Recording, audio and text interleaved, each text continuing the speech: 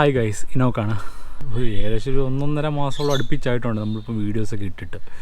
വേറെ ഒന്നുമല്ല, ഇവിടെ വീടിൻ്റെ കുറച്ച് റിനോവേഷൻ വർക്കൊക്കെ നടക്കുകയാണ്. അതുകൊണ്ടാണ് ഇപ്പോൾ വീഡിയോസൊന്നും ഇടാൻ പറ്റാഞ്ഞത്.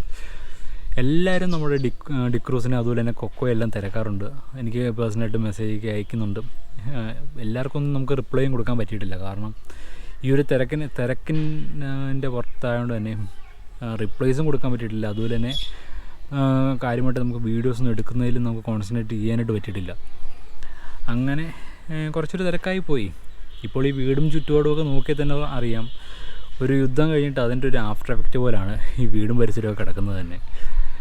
നമ്മുടെ ചാനലിൽ കൂടെ കാണിക്കാത്ത ഒന്നാണ് നമ്മുടെ ഗപ്പിയിൽ സൂക്ഷിച്ചിരുന്ന ആ ഒരു സെറ്റപ്പിൻ്റെ കാര്യമൊക്കെ. ടെറസിൻ്റെ മുകളിലായി നമ്മൾ കൂടുതൽ എമൗണ്ടും നമ്മൾ ഗപ്പീസിനൊക്കെ സൂക്ഷിച്ചത് ഫ്രിഡ്ജ് കേസിലൊക്കെ ആയിരുന്നു. അതൊക്കെ ഈ ഒരു വീട് പണി തുടങ്ങിയതുകൊണ്ട് തന്നെ അതിന് മുകളിൽ വെക്കാൻ പറ്റാത്തൊരവസ്ഥയായതുകൊണ്ട് തന്നെ ഫ്രിഡ്ജ് കേസിലുള്ള ആ ഒരു ഗപ്പീസിനെ ഫുള്ള് നമ്മൾ താഴോട്ട് മാറ്റിയായിരുന്നു. അതാണിപ്പോൾ നിങ്ങൾ ബാക്കിൽ കാണുന്നത്. പിന്നെ അതുപോലെ തന്നെ നമ്മുടെ സൺബാക്ക് ഷീറ്റിൽ നമ്മൾ കുറേ ടാങ്കുകൾ നമ്മളിപ്പോൾ ഉണ്ടാക്കിയിട്ടുണ്ടായിരുന്നു. പക്ഷേ അതൊന്നും നമുക്ക് താഴോട്ട് കൊണ്ടുവരാൻ പറ്റത്തില്ല. കാരണം അതിൻ്റെ വെക്കാനുള്ളൊരു സ്ഥലപരിമിതി മൂലം തന്നെ നമുക്ക് താഴോട്ട് കൊണ്ടുവരാനായിട്ട് പറ്റിയില്ല. അതുകൊണ്ട് അതൊക്കെ മുകളിൽ തന്നെയാണ് ഇരിക്കുന്നത്. ബാക്കി ഫ്രിഡ്ജ് ബോക്സും കാര്യങ്ങളെല്ലാം നമ്മളിങ്ങനെ താഴെ കൊണ്ടുവന്നു. എന്തായാലും ഈ ഒരു വീഡിയോ തുടങ്ങുമ്പോൾ തന്നെ നിങ്ങൾക്ക് ബാക്കി കാര്യങ്ങളെല്ലാം ഞാൻ നിങ്ങളെ കാണിച്ചു തരാം. ഇപ്പം പണി എവിടെ വരെ ആയെന്നും എല്ലാം ഞാൻ നിങ്ങളെ ഈ ഒരു വീഡിയോ കാണിച്ചു തരുന്നതായിരിക്കും. ബാക്കി വിശേഷമൊക്കെ നമുക്ക് വീഡിയോ തുടങ്ങിക്കഴിഞ്ഞാൽ നമുക്ക് പറയാവുന്നതാണ്. അപ്പോൾ നമുക്കിനി വെച്ച് താമസിക്കാൻ നമുക്ക് തന്നെ വീഡിയോയിലോട്ട് കിടക്കാം.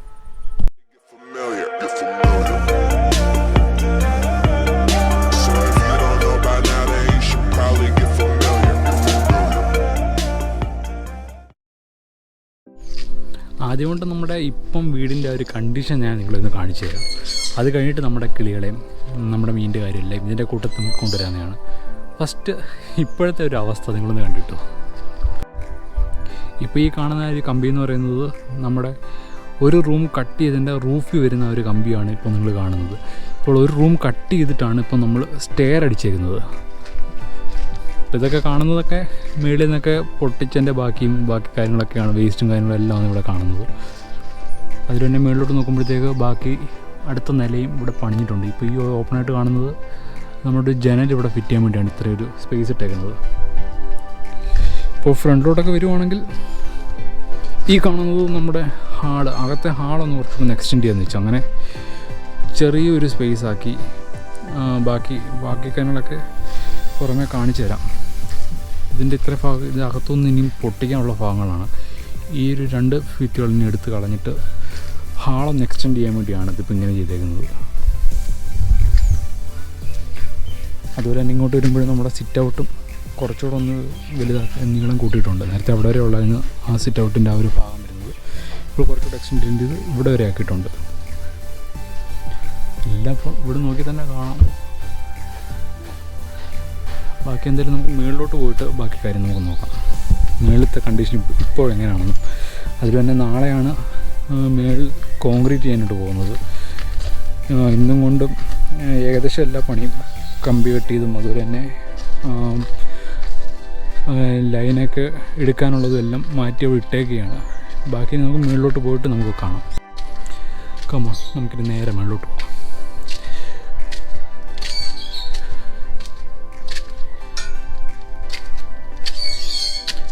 നേരത്തെയൊക്കെ വരുവായിരുന്നെങ്കിൽ ഇവിടെ ഫുള്ള് നമുക്ക് ഫ്രിഡ്ജ് ബോക്സൊക്കെ അടുക്കി വെച്ച് നമ്മുടെ ഗപ്പീസിനൊക്കെ സൂക്ഷിച്ച് ഈ ഒരു ഭാഗത്തും ഇവിടെയൊക്കെ ആയിരുന്നു. അവിടെയൊക്കെ ഇപ്പം റൂമുകളൊക്കെ കെട്ടി തിരിച്ചേക്കുകയാണ്. ആ ഭാഗത്തൊക്കെ നേരത്തെ ഗപ്പീസിനെ വെച്ചിരുന്നതായിരുന്നു. നമുക്ക് മാറ്റാൻ പറ്റാഞ്ഞത് ഈ ഒരു സൺപാക്ക് ഷീറ്റ് വെച്ച ഈ ഒരു ഗപ്പീസ് നമുക്ക് മാറ്റാൻ പറ്റിയിട്ടില്ല. കാരണം ഇത് താഴെ കൊണ്ടുപോയാലും വെക്കാനുള്ള സൗകര്യമില്ല. അതുകൊണ്ടാണ് നമ്മളിപ്പോൾ ഇവിടെ തന്നെ വെച്ചേക്കുന്നത്. അപ്പോൾ അധികം ഓവറായിട്ട് വെയിലടിക്കാതിരിക്കാൻ വേണ്ടി നമ്മളിപ്പോൾ ഗ്രീൻ ഷെയ്ഡ് വെച്ചിട്ടുണ്ട്. അങ്ങനെ വലിയ കുഴപ്പമൊന്നും ഇവിടെ വെച്ചിട്ട് നമുക്ക് ഇതുവരെ ഒന്നും അനുഭവപ്പെട്ടിട്ടില്ല.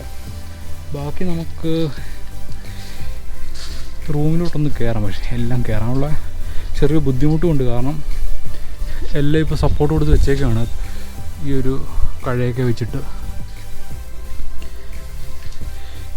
ഇവിടെയാണ് ആ ഒരു സ്റ്റെയർ വരുന്നത്, ഈ ഒരു ഭാഗത്താണ്. ഇവിടെ നിന്നാണ് താഴത്തെ റൂം പൊട്ടിച്ചതും ഇവിടെ ആയിരുന്നു. ഇത്രയും ഭാഗത്തെ കമ്പിയാണ് നേരത്തെ നിങ്ങൾ താഴെ വെച്ചേക്കുന്നത് കണ്ടത്. ഇവിടെ നിന്ന് റൂമിലോട്ട് കയറുക. പണിയെല്ലാം കഴിഞ്ഞിട്ട് മിക്കവാറും ഇതായിരിക്കും എൻ്റെ റൂം വരുന്നത്. ഇപ്പോൾ എൻ്റെ റൂമിൻ്റെ അവസ്ഥ ഇതാണ്.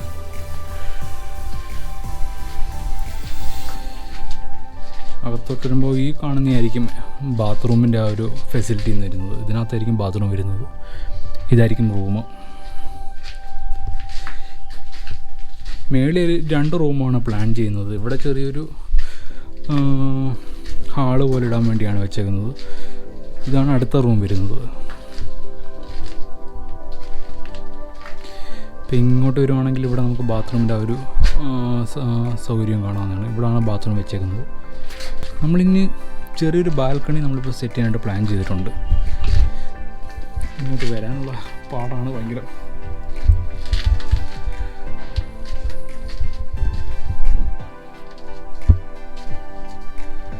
ഇവിടെയാണ് ആ ഒരു ബാൽക്കണി വരുന്നത്. ഈ ഒരു ഭാഗത്തായിട്ടായിരിക്കും വരുന്നത്.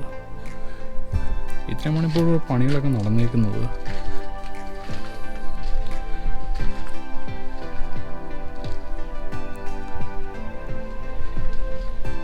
എന്തായാലും ഒരു മാസമൂടെ കഴിഞ്ഞിട്ട് എന്തായാലും ബാക്കി പണികൾ തുടങ്ങത്തുള്ളൂ. നാളത്തെ പണി കഴിഞ്ഞ് കഴിഞ്ഞാൽ ഇനി 1 മാസമൂടെ കഴിഞ്ഞിട്ട്, ഏകദേശം 1 മാസമൂടെ കഴിഞ്ഞിട്ട് ബാക്കി പണികളൊക്കെ തുടങ്ങും. കാരണം നാളെ കോൺക്രീറ്റ് ചെയ്യുവാണല്ലോ. അത് തന്നെ സെറ്റ് ആകാനായിട്ട് ഏകദേശം 20 ദിവസത്തോളം സമയമൊക്കെ വരും. എന്തായാലും ഇനി അത് കഴിഞ്ഞിട്ട് ഇനി ബാക്കി പണികളൊക്കെ കാണത്തുള്ളൂ. അപ്പോൾ ഏകദേശം ഇത്രയും ദിവസമായിരുന്നു ഇവിടെ പണികളൊക്കെ ആയിരുന്നു. ഇതൊക്കെ താഴെ നമ്മുടെ ആ ബൈക്ക് വെച്ചിരുന്ന ആ ഒരു ഷെഡിൻ്റെ ടോപ്പ് ഭാഗമായിരുന്നത്. അതൊക്കെ ഇളക്കി മാറ്റി. അവിടെയാണ് ഇപ്പോൾ സിറ്റ് ഔട്ടിൻ്റെ ആ ഒരു ഫെസിലിറ്റി വന്നത്. ഇനി നമുക്ക് എന്തായാലും മുകളിലോട്ടൊന്ന് കയറി നോക്കാം.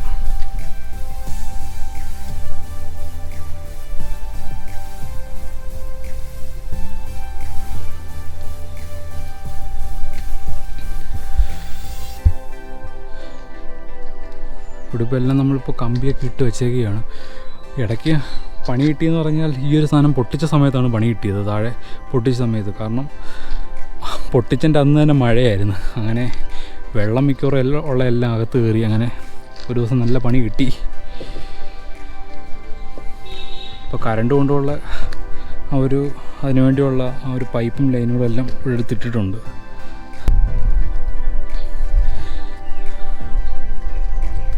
ഇതാണ് എൻ്റെ ടോപ്പ് ഭാഗം വരുന്നത്. ഇവിടെ നോക്കിയാൽ കാണാം, നമ്മൾ നേരത്തെ ആ ഒരു ടാങ്കുകളെല്ലാം വെച്ചിരുന്ന ഈ ഒരു ഭാഗത്തായിരുന്നു. കുറേ പ്ലാനിങ് ഒക്കെ ഉണ്ടായിരുന്നുണ്ട്. ഈ കാണുന്ന ടയറിലൊക്കെ നമ്മളിപ്പോൾ ടാങ്ക് ഉണ്ടാക്കാൻ വേണ്ടി വെച്ചിരുന്നതാണ്. ഇനി എന്തായാലും വീട് പണി കഴിഞ്ഞിട്ട് ഇനിയും ബാക്കി ഗപ്പീസിൻ്റെ കാര്യമൊക്കെ നമ്മൾ നോക്കുന്നുണ്ട്.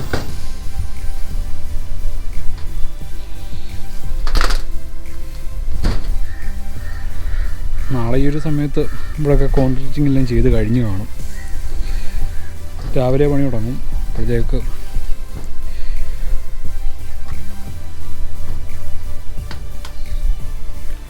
ഈ ഒരു ടെറസിൻ്റെ മുകളിൽ നിന്നുള്ള വ്യൂ എന്ന് പറയുമ്പോൾ ഇതാണ്.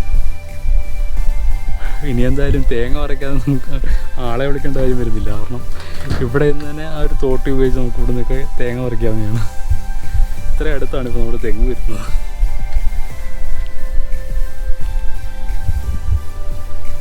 ഇനി നമുക്ക് ബാക്കി നമ്മുടെ കിളികളുടെ മീനിൻ്റെയൊക്കെ കാര്യമൊക്കെ നോക്കാനായിട്ട് താഴോട്ടിറങ്ങാം. ഇപ്പോൾ ഈ കാണുന്ന ഫ്രിഡ്ജ് കേസിൽ മുഴുവൻ നമ്മുടെ മേളിലിരുന്ന ഐറ്റംസാണ്. ആണ്ട് ഈ കാണുന്നതെല്ലാം. ഇപ്പം എല്ലാം ആ ഒരു പണി കാരണം ആയതുകൊണ്ടാണ് ഇപ്പോൾ നമ്മളെല്ലാം താഴോട്ട് കൊണ്ടുവന്നത്. നമ്മുടെ റൂമിൽ ഇവിടെ തന്നെ നോക്കിയിരിപ്പുണ്ട്. അവനിപ്പോൾ ഉള്ള ഡ്യൂട്ടി എന്ന് പറഞ്ഞാൽ നൈറ്റ് ഡ്യൂട്ടിയാണ്. നേരത്തെ അവന് രാത്രിയിൽ അങ്ങനെ തുറന്നു വിടത്തില്ല. രാവിലെ ഫുൾ ടൈം പുറത്ത്. ഇപ്പോൾ രാവിലെ കൂട്ടിലും രാത്രി പുറത്തുമാണ് ഇപ്പോൾ ഇവൻ്റെ ഡ്യൂട്ടി എന്ന് പറയുന്നത്.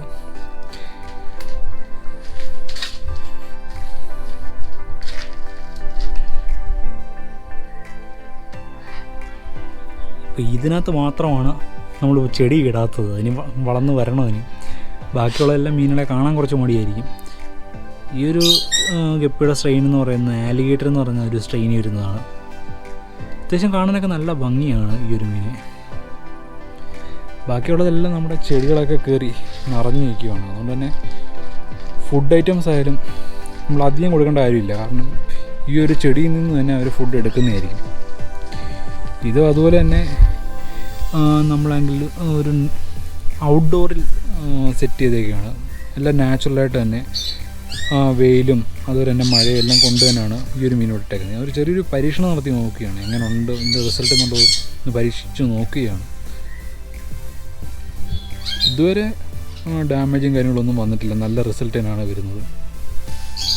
ഈ കാണുന്ന മിക്കവാറും ഈ ഒരു ഇത്രയും ഹൈറ്റ് എന്ന് പറയുന്നത് മഴവെള്ളം വീണ് മഴ പെയ്തതിനാണ് ഇത്രയും വെള്ളം നിറഞ്ഞത് തന്നെ.